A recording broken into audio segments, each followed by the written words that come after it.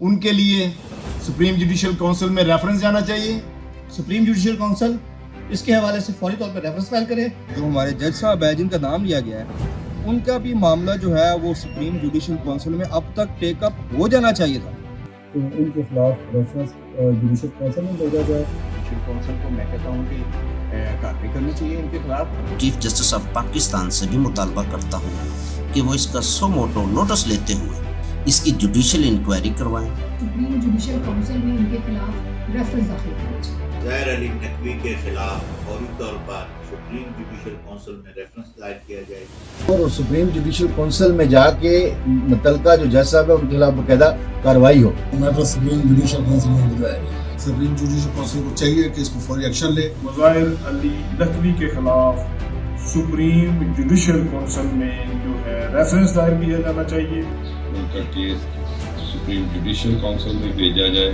اور ان کے خلاف میں سمجھتا ہوں کہ سپریم جوڈیشل کونسل میں ریفرنس بھی فائل ہونا چاہیے. سب سے پہلے تو استعفیٰ دیں.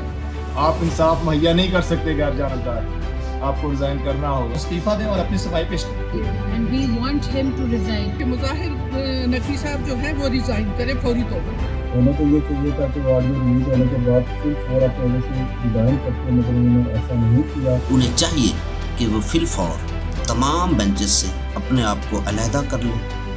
دیکھیے مظاہر علی اکبر نقوی صاحب کو سب سے پہلے تو اس چیز سے لا تعلقی کا اظہار کرنا چاہیے. تو اس کے بعد جسٹس صاحب سے استعفیٰ لے. ان کو چاہیے کہ ان کو آنریبلی ریزائن کر دیں. نقوی صاحب کو میں سمجھتی ہوں کہ فوری طور پر ریزائن کر دینا چاہیے.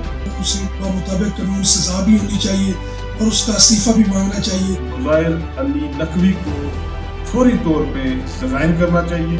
ہم چاہتے ہیں کہ جوڈیشری میں سے ایسی کالی بھیڑوں سے پاک ہو, بیکاز اس طرح ہمارا جو جوڈیشل سسٹم ہے وہ پراپر قسم کا ہو تاکہ کوئی اس کے اوپر انگلی نہ اٹھا سکے. اگر ایسی کالی بھیڑیں ہماری عدلیہ کے نظام میں موجود رہیں گی, یہی وجہ ہے کہ ہم دنیا کے میں ایک اسلامی ملک ہونے کے باوجود نظام عدل سے بہت ہی غافل ہیں.